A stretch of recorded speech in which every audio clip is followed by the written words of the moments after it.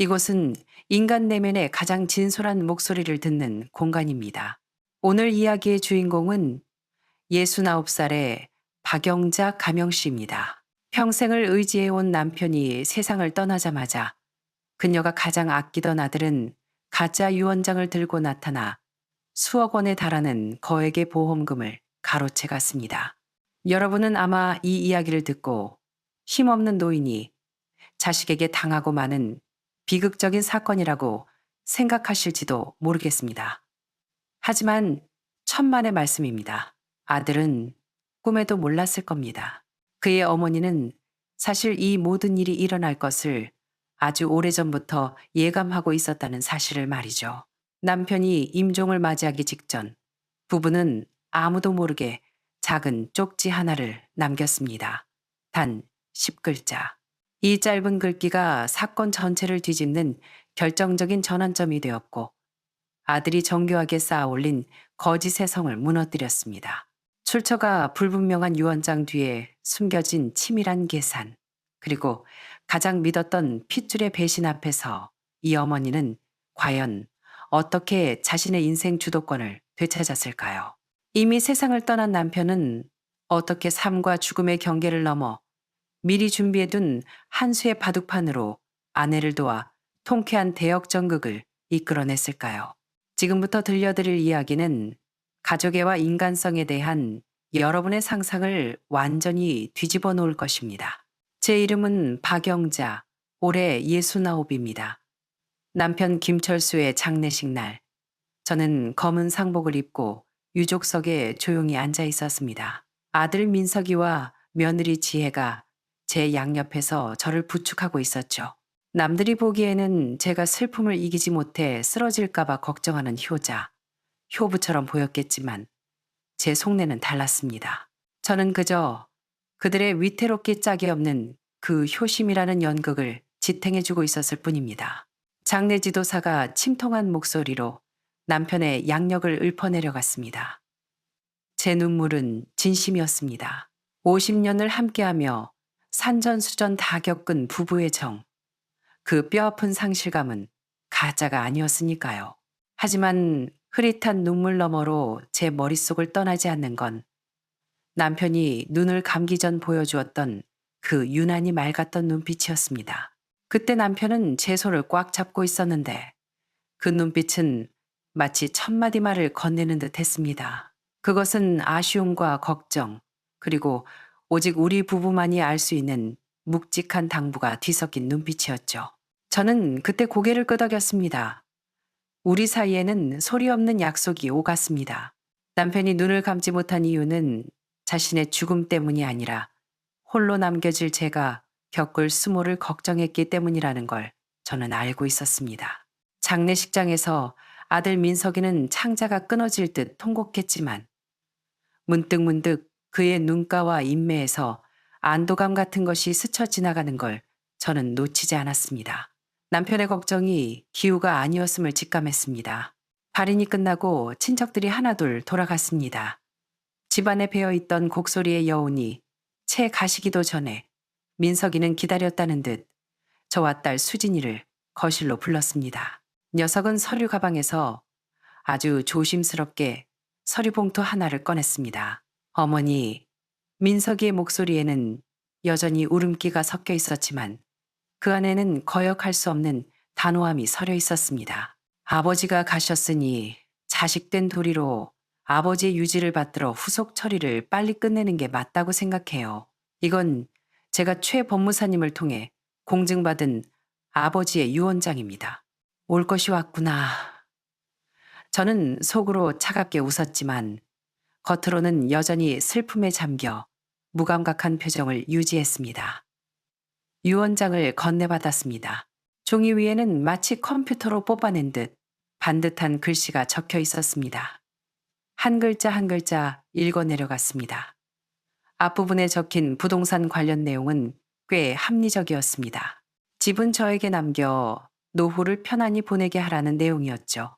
하지만 마지막 부분, 수억 원에 달하는 생명보험금에 관한 조항을 보는 순간 제 심장은 바닥으로 곤두박질 쳤습니다. 본인 명의의 모든 보험 계약에 따른 수익금은 전액 장남 김민석 1인이 상속받는 것으로 지정한다. 이 문장을 보면서 저는 분노보다는 예감이 현실이 되었다는 차가운 비애를 느꼈습니다. 유언장 끝에 적힌 서명과 날짜를 유심히 보았습니다. 서명은 남편의 필체를 기가 막히게 흉내냈더군요. 하지만 유언을 작성했다는 날짜가 문제였습니다. 그 날짜는 남편이 사망하기 한 달 반 전이었습니다. 그때 남편은 항암 치료의 부작용으로 의식이 오락가락했고 숟가락 하나 들 힘조차 없던 시기였습니다. 그런 사람이 어떻게 이토록 복잡한 공증 절차를 맑은 정신으로 처리했단 말입니까? 옆에 서 있던 딸 수진이는 아무 말이 없었습니다. 입술을 깨물며 저와 오빠 민석이의 얼굴을 번갈아 볼 뿐이었죠. 수진이도 바보는 아닙니다. 오빠가 평소 어떤 수작을 부리는지 모르는 바가 아니었으니까요. 다만 설마 아버지가 돌아가시자마자 이렇게 노골적으로 이렇게 빨리 보험금을 손댈 줄은 몰랐던 거겠죠. 오빠, 이게 말이 돼? 참다 못한 수진이가 유언장을 낚아채며 소리쳤습니다. 얼굴에는 믿을 수 없다는 표정이 역력했습니다. 아빠가 엄마를 얼마나 끔찍하게 생각하셨는데 보험금을 오빠 혼자 다 가지라고 했다고? 이게 말이 된다고 생각해? 네가 뭘 안다고 그래? 민석이는 금세 정색하며 목소리를 높였습니다. 아버지가 우리 집안의 장래를 생각해서 결정하신 거야. 큰돈을 어머니가 가지고 계시다가 사기라도 당하면 어쩔 거야? 내가 관리하는 게 맞아. 저는 여전히 아무런 대꾸도 하지 않았습니다. 그저 떨리는 손으로 찻잔을 들어 올리며 입을 굳게 다물 뿐이었죠.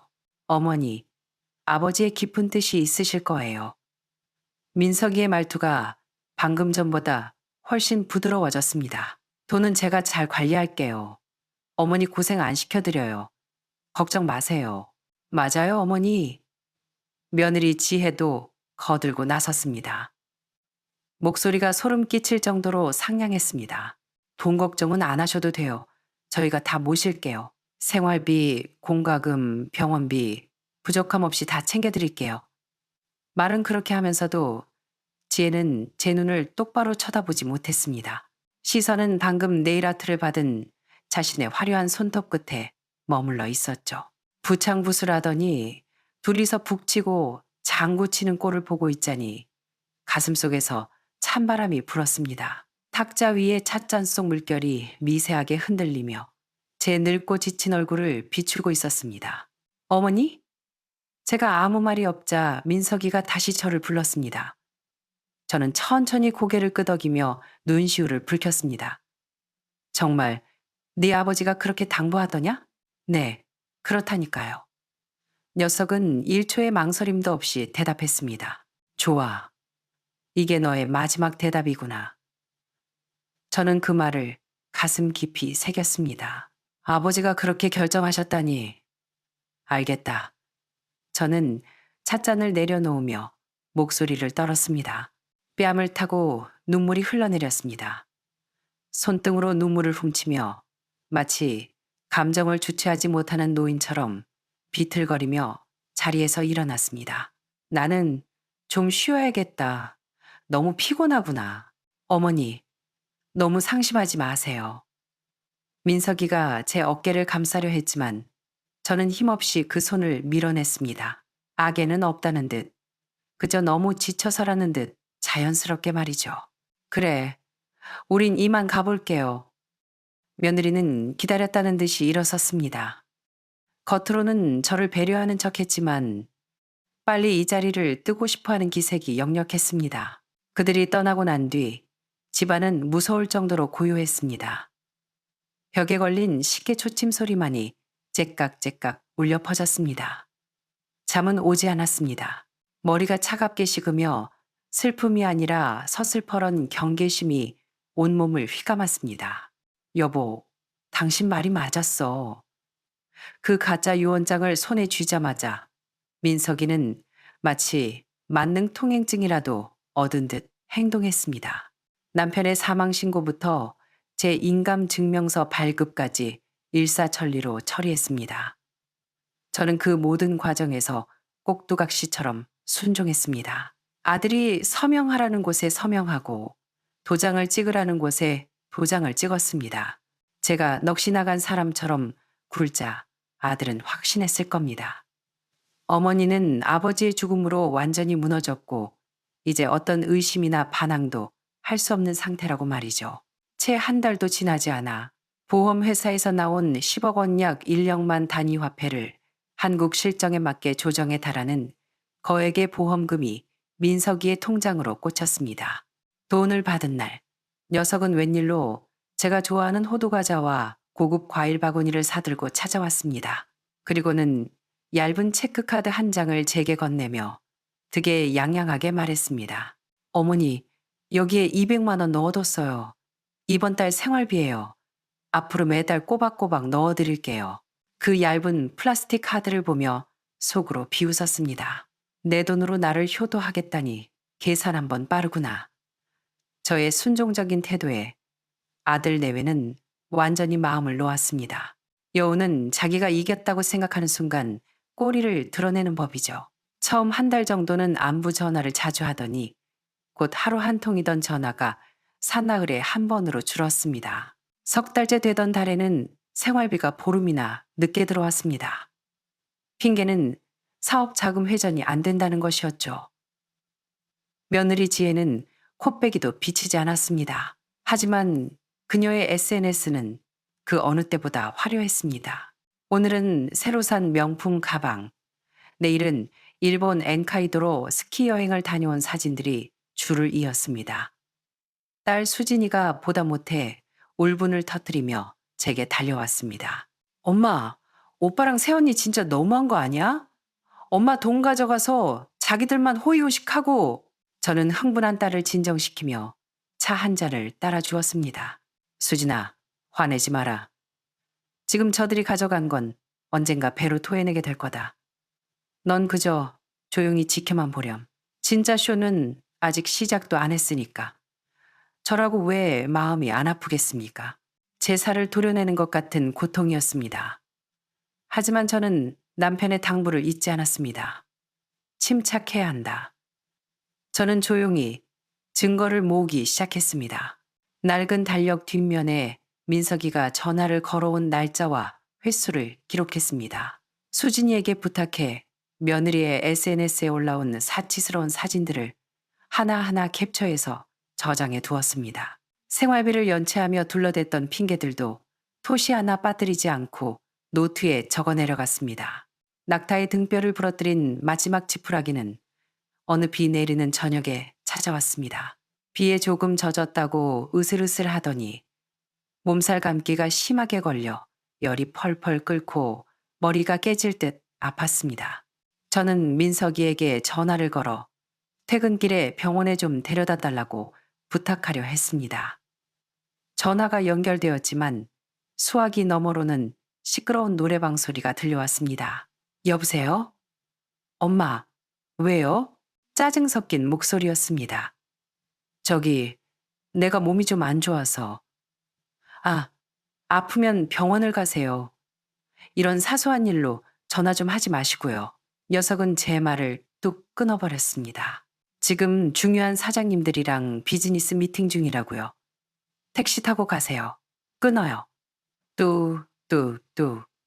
그날 저는 병원에 가지 못했습니다. 열이 펄펄 끓는 몸을 이불 속에 웅크린 채 창밖에서 들리는 빗소리를 들었습니다. 그 빗소리가 저를 깊은 심연으로 밀어넣는 것 같았습니다. 아파서 서러운 게 아니었습니다. 내 평생을 바친 사랑이 결국 늑대 새끼 한 마리를 키워냈다는 사실이 뼈에 사무치게 시렸습니다. 저는 아픈 몸을 일으켜 옷장 깊숙한 곳에서 오래된 장기판 보관함을 꺼냈습니다. 자단나무로 만든 묵직한 함이었습니다. 남편이 은퇴하던 해 저와 함께 장기를 두겠다며 샀던 물건이었죠. 사실 저는 장기에 흥미가 없었지만 남편은 나무의 결까지 외울 정도로 그 장기판을 아꼈습니다. 저는 함을 무릎 위에 올려놓고 천천히 뚜껑을 어루만졌습니다. 이 상자가 바로 남편이 제게 남긴 비단 주머니였습니다. 남편이 임종 직전에 했던 말이 귓가에 맴돌았습니다. 만약 그 녀석이 정말로 당신을 실망시키거든 그때 이걸 열어봐. 저는 장기판 함을 화장대 위, 융단 깔개 위에 조심스럽게 올려두었습니다. 마치 세상에 둘도 없는 보물을 다루듯이요. 나이 들어 떨리는 손끝으로 함의 매끄러운 나무결을 쓸어보았습니다. 차가운 나무 감촉이 지금은 오히려 남편의 온기처럼 느껴져 힘이 솟았습니다. 제 기억은 남편의 생명이 꺼져가던 마지막 그 며칠로 돌아갔습니다. 남편은 이미 기력이 다해 얼굴은 흑빛이 없고 숨소리는 가늘었습니다. 간호사가 나가자 남편은 민석이와 수진이도 밖으로 내보내고 저만 남게 했습니다. 그는 제 손을 잡았습니다. 손은 얼음장처럼 차가웠지만 눈빛만은 우리가 결혼하던 그날보다 더 또렷했습니다. 영자야, 내가 꼭 해야 할 말이 있어. 저는 유언으로 통장 비밀번호나 납골당 이야기라도 하려는 줄 알았습니다. 하지만 남편의 입에서 나온 말은 뜻밖이었습니다. 난 민석이를 믿지 않아. 가슴이 덜컥 내려앉아 반박하려 했지만 남편은 가리픈 목소리로 저를 제지했습니다. 말하지 말고 내 말 들어. 남편은 이미 다 알고 있었습니다. 민석이가 밖에서 빚을 지고 있다는 것. 며느리 지혜가 도박과 쇼핑으로 카드값을 감당 못해 부부의 인감도장까지 들고 나가 돈을 빌렸었다는 사실을 말이죠. 남편이 모른 척 했던 건 그들이 스스로 뉘우치고 돌아오길 기다렸기 때문이었습니다. 하지만 그들은 돌아오지 않았고 오히려 늪에 더 깊이 빠져들었습니다.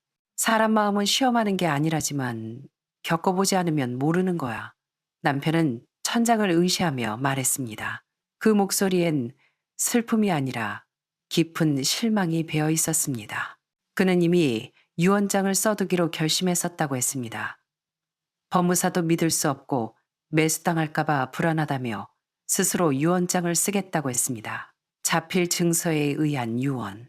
남편은 저에게 집에서 장기판함과 인감도장을 가져오라고 시켰습니다. 제 앞에서 직접 쓰고 서명하고 날인해서 누구도 건드리지 못하게 하겠다고 했습니다. 남편은 떨리는 손으로 메모지에 글을 써 내려갔습니다.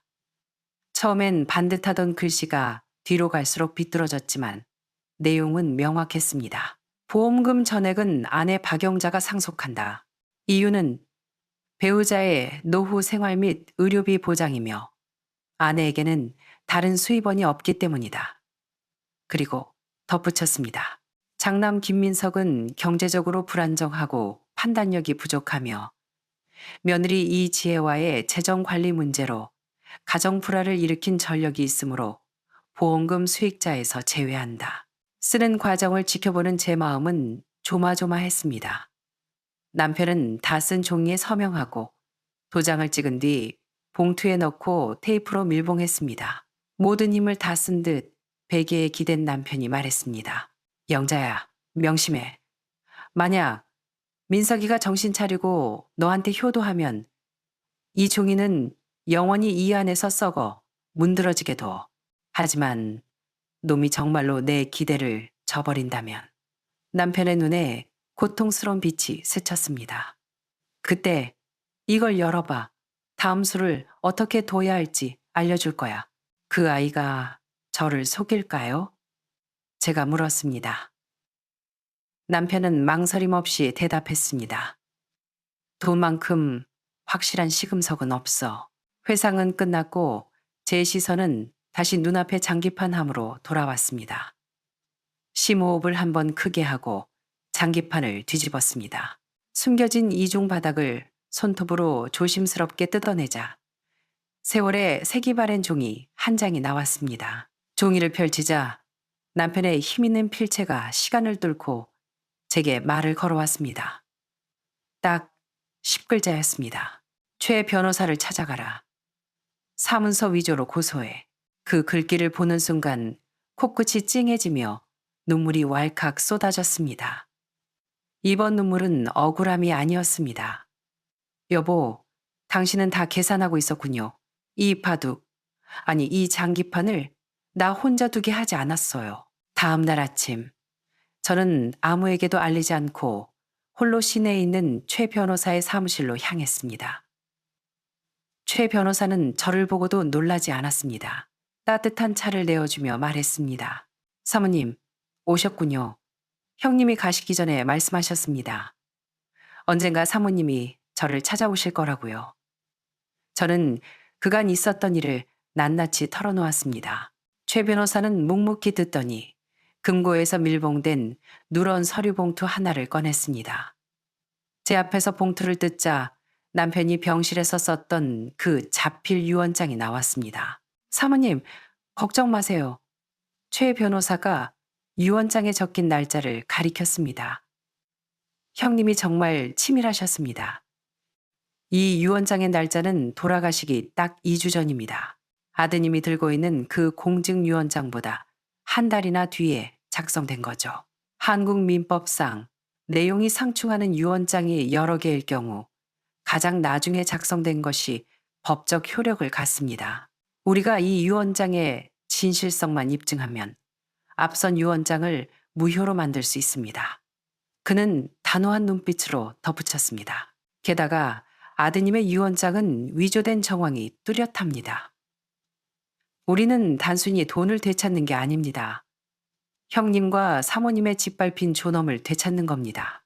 그 순간 제 안의 모든 억울함과 불안이 뜨거운 투지로 바뀌었습니다. 저는 최 변호사를 선임하여 유언 무효 확인 소송을 제기하고 동시에 김민석을 사문서 위조 혐의로 형사 고소했습니다. 이 수를 두는 순간 더 이상 되돌릴 수 없다는 걸 알았습니다. 이미 껍데기만 남은 모자 관계는 완전히 찢어질 것입니다. 하지만 후회하지 않습니다. 이건 남편이 가르쳐준 수니까요. 때로는 불효자에게 눈물 대신 날벼락 같은 징계가 필요한 법입니다. 난생 처음 법원에 가는 길이 이혼 소송도 아니고 아들을 고소하기 위해서라니. 하지만 발걸음은 그 어느 때보다 단단했습니다. 법원에서 소장이 날아간 날, 민석이는 전화 대신 집으로 쳐들어왔습니다. 문을 열자마자 핏발선 눈으로 고래고래 소리를 질렀습니다. 엄마, 미쳤어요? 진짜 법원에 고소를 해요? 저는 거실에 앉아 남편이 아끼던 이 빠진 청화백자 찻잔에 차를 따르고 있었습니다. 눈길 한번 주지 않고 찬물 위에 이풀 후 불어냈습니다. 앉아라. 소리 지르지 말고. 엄마, 저 아들이에요. 겨우 종이 쪼가리 하나 때문에 저를 의심해요? 종이 쪼가리가 아니다. 제가 드디어 고개를 들어 아들을 똑바로 쳐다보았습니다. 그건 내 아버지의 뜻이다. 아버진 돌아가셨잖아요. 아버지가 제가 엄마한테 이렇게 당하는 걸 알면. 민석이는 분을 이기지 못해 씩씩거렸습니다. 내 아버지는 너보다 너를 더 잘 알았다. 제 차분한 말에 녀석이 멈칫했습니다. 이거 다 수진이가 시킨 거죠? 걔는 어릴 때부터 날 질투했어. 엄마도 그래. 날 한 번도 믿어준 적 없잖아. 저는 피웃으며 차를 한 모금 마셨습니다. 너는 그 가짜 공증 유언장으로 하늘을 가릴 수 있다고 생각했니? 네 아버지는 평생 은행 지점장으로 일하며 돈 때문에 부모 속이는 자식들을 수백 명은 봐왔어. 그런 아버지가 너를 대비 안 했을 것 같으냐? 그런 말 해봤자 소용없어요. 저도 변호사 샀고 증인도 있어요. 제 유언장은 공증까지 받은 거라고요. 악을 쓰는 아들을 보면서도 아무런 마음의 동요가 일지 않았습니다. 예전 같으면 녀석의 붉어진 눈시울에 마음이 약해져서 다 먹고 살자고 그러는 거겠지 하며 믿어줬을 겁니다. 하지만 이제는 압니다. 사람 마음은 시험하는 게 아니다라는 말은 틀렸다는 것을. 저는 그 사실을 제 눈으로 똑똑히 확인했으니까요. 그래, 법정에서 보자. 제가 무미건조하게 말했습니다. 마치 오늘 저녁 메뉴는 죽이라고 말하듯이요. 민석이가 더 따지려는데 현관 밖에서 며느리 지혜의 목소리가 들렸습니다. 여보, 그만하고 나와. 동네 창피해. 그녀는 선글라스에 명품 트렌치코트를 걸치고 들어와 귀부인 흉내를 냈습니다. 어머니, 지금 감정이 격해지신 건 알겠는데 이러시는 건 민석 씨한테 너무 불공평해요.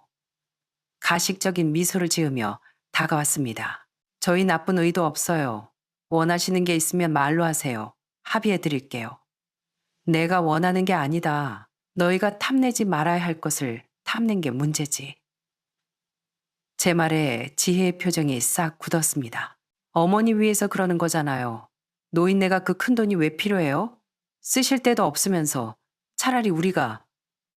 그만. 제가 탁자를 탁 하고 내리쳤습니다.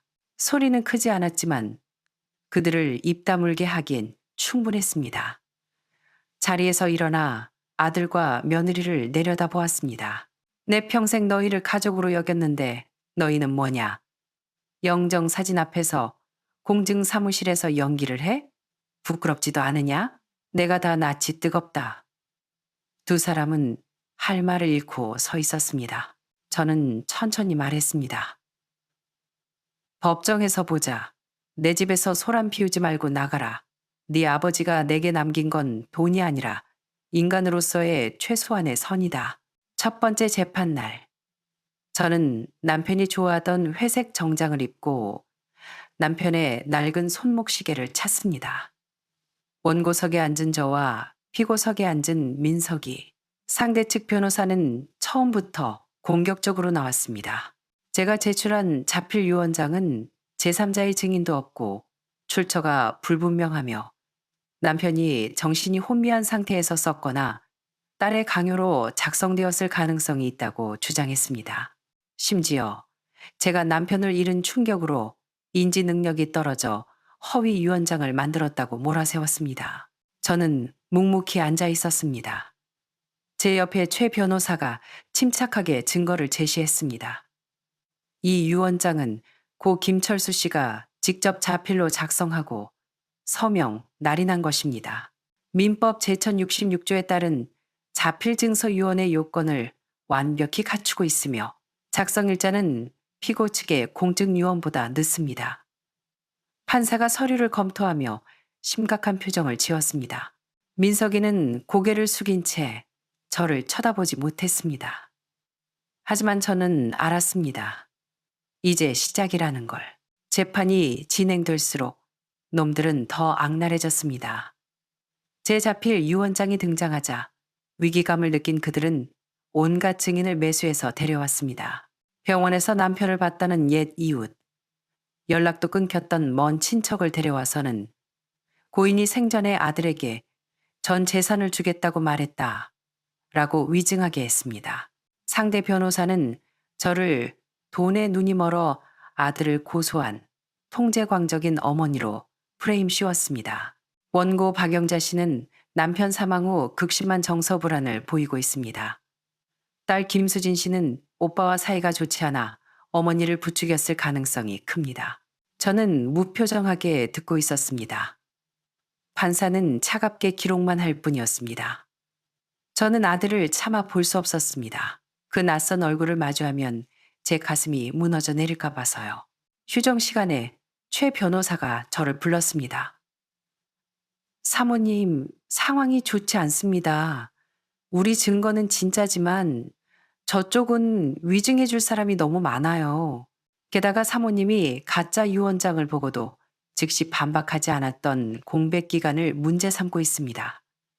그게 무슨 뜻인가요? 사모님이 나중에야 재산 욕심이 생겨서 뒤늦게 가짜 유언장을 만들어 반격하는 거라고 몰아가고 있습니다. 저는 쓴웃음을 지으며 손등의 주름을 내려다보았습니다. 평생 가족을 위해 헌신한 이 손이 이제는 유언장 위조범의 손으로 의심받고 있더군요. 남편이 먼저 간 게 다행이라는 생각마저 들었습니다. 이런 꼴을 안 봐도 되니까요. 걱정 마세요. 남편은 여기까지도 예상했을 겁니다. 저를 이 지경까지 몰아넣지 않았을 거예요. 사모님, 혹시 최 변호사가 조심스레 물었습니다. 형님이 남기신 게 종이 말고 또 없습니까? 판세를 뒤집을 결정적인 한 방.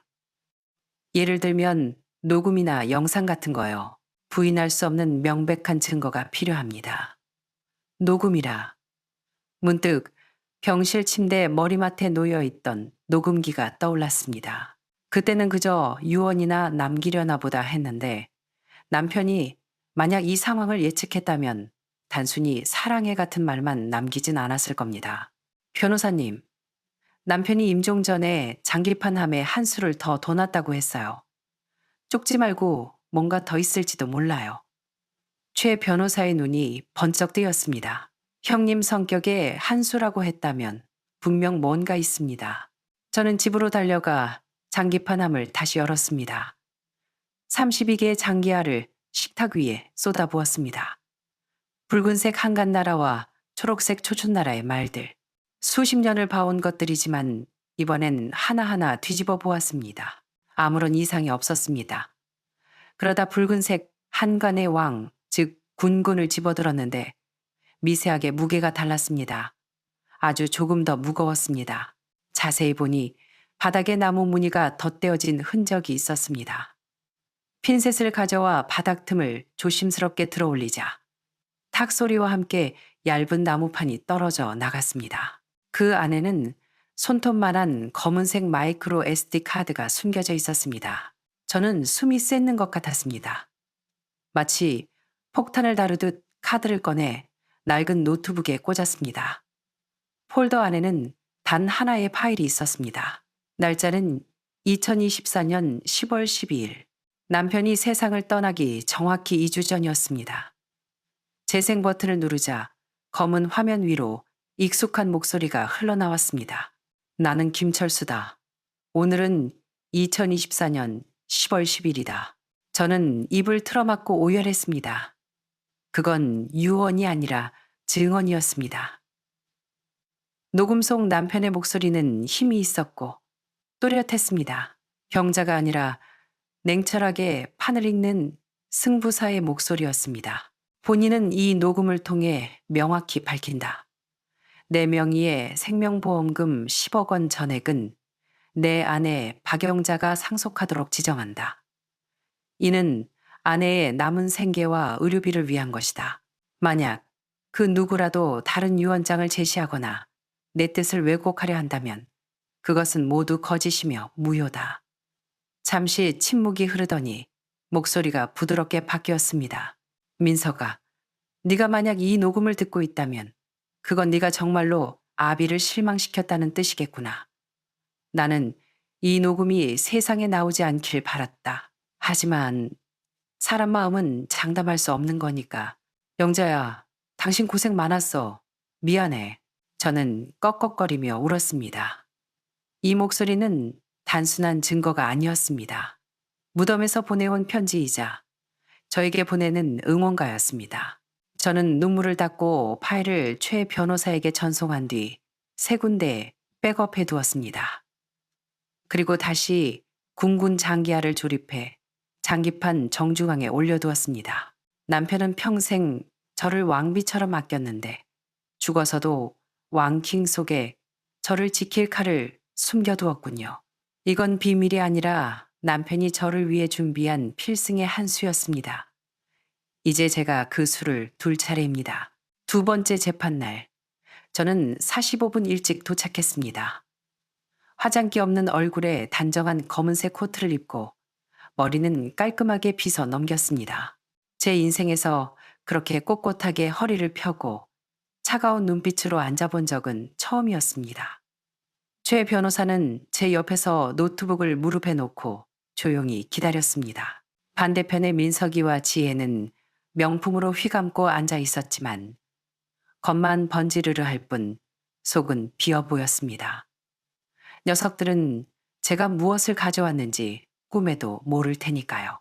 판사가 들어오고 재판이 시작되었습니다.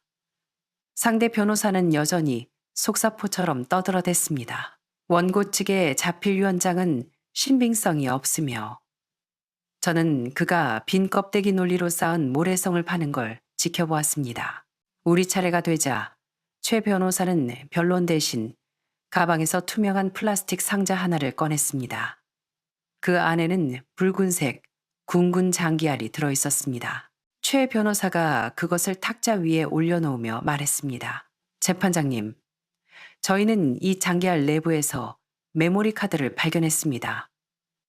여기에는 고 김철수 씨가 임종 직전 직접 녹음한 음성 파일이 들어있습니다. 날짜는 2024년 10월 12일. 이는 피고 측 공증유언장 작성일보다 훨씬 뒤입니다. 민법상 가장 최신의 유언이 우선합니다. 판사가 눈썹을 치켜 세웠습니다. 재생할 수 있습니까? 최 변호사가 노트북을 연결하고 스피커를 켰습니다.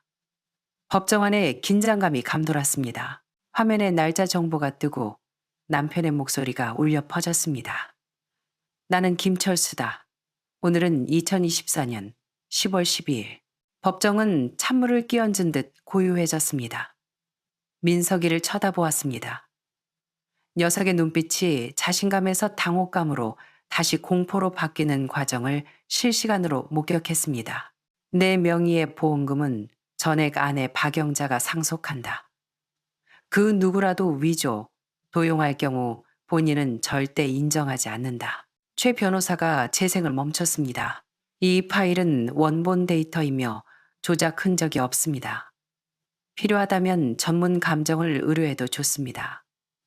상대 변호사는 얼굴이 흑빛이 되어 말을 잇지 못했습니다.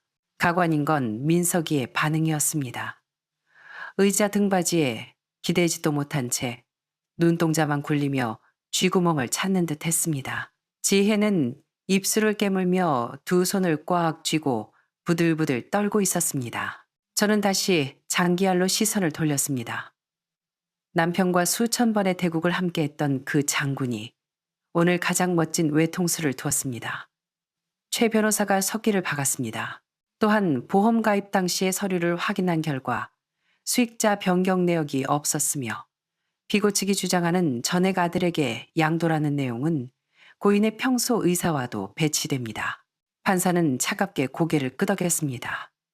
상대 변호사가 억지로 한마디를 짜냈습니다. 녹음? 요즘 AI 기술로 목소리 위조가 가능합니다. 성문 분석을 요청합니다. 얼마든지요. 저희는 모든 검증에 협조합니다. 최 변호사가 즉각 응수했습니다. 승부는 났습니다. 상대가 시간을 끌어봤자 패배를 늦출 뿐이었죠. 저는 의자에 깊숙이 몸을 기댔습니다. 남편의 목소리가 법정에 메아리치는 동안 제 몸의 모든 긴장이 풀리는 듯 했습니다. 영자야, 이 녹음을 듣는다는 건 내가 맞았다는 거겠지. 혼자 짐을 지게 해서 미안해. 아니요, 여보. 혼자가 아니었어요. 당신과 내가 함께 둔 바둑이에요. 이제 제가 장군을 부를게요. 녹음의 마지막은 긴 침묵과 한숨으로 끝났습니다. 법정 안의 모든 사람이 그 침묵의 무게를 느꼈습니다.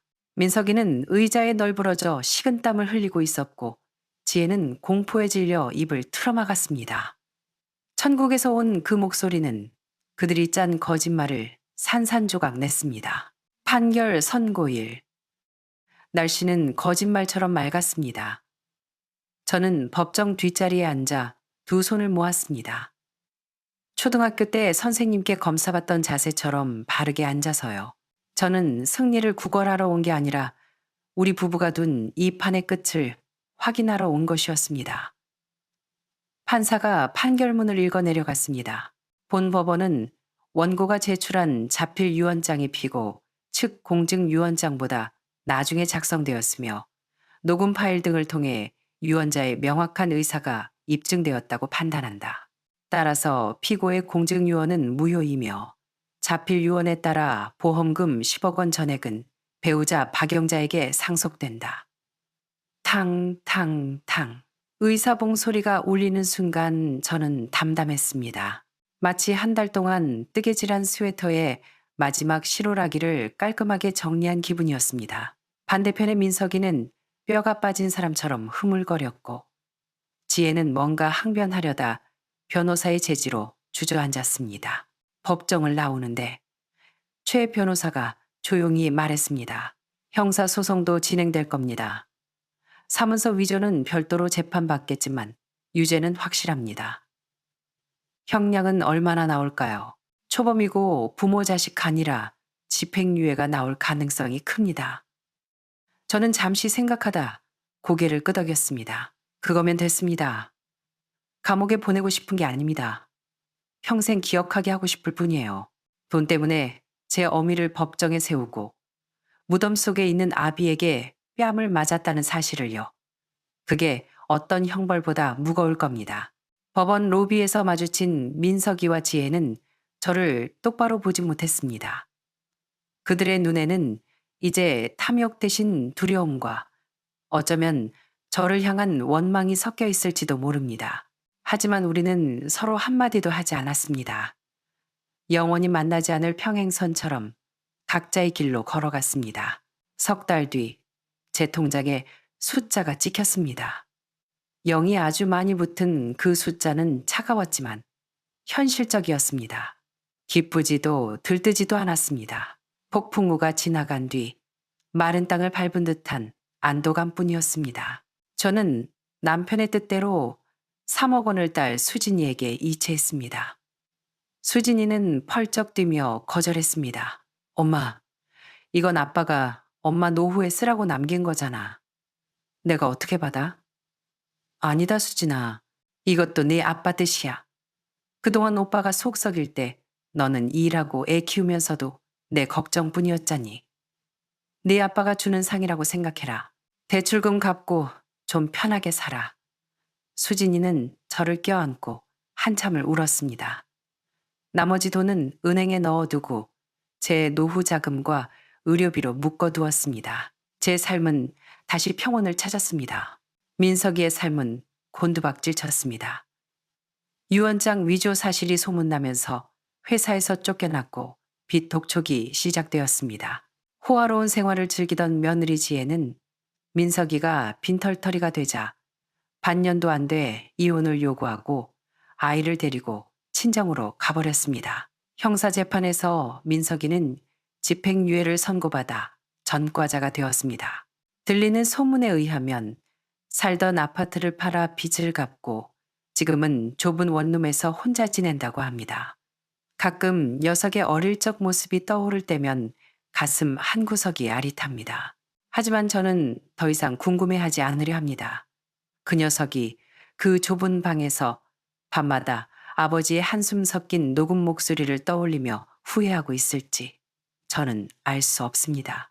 어느 햇살 좋은 오후, 저는 거실 흔들의자에 앉아 그 장기판을 펼쳤습니다. 뜯어냈다가 다시 붙인 굵은 장기알을 어루만지며 허공에 대고 남편에게 말을 걸었습니다.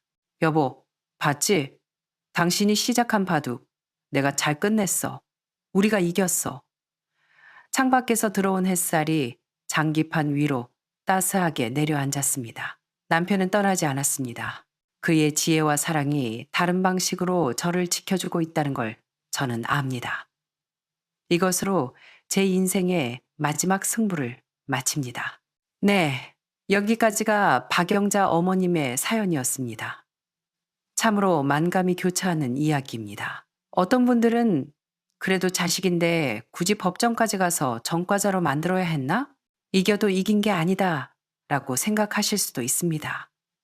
영자 어머님이 돈은 지켰지만 천류는 끊어졌다고 안타까워 하실 수도 있겠지요.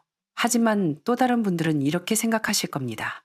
김철수 선생님의 그 깊은 뜻이 있었기에 아내를 지키고 불효자에게 뼈저린 교훈을 줄 수 있었다고요. 돈 때문에 부모의 유언까지 조작하는 폐륜 앞에서 무조건적인 용서는 오히려 독이 될 수 있습니다. 영자 어머님의 반격은 돈을 위한 것이 아니라 인간으로서의 존엄과 정의를 지키기 위한 싸움이었습니다. 남의 가정사, 참 알다가도 모를 일입니다. 만약 여러분이라면 이런 배신 앞에서 어떤 선택을 하시겠습니까?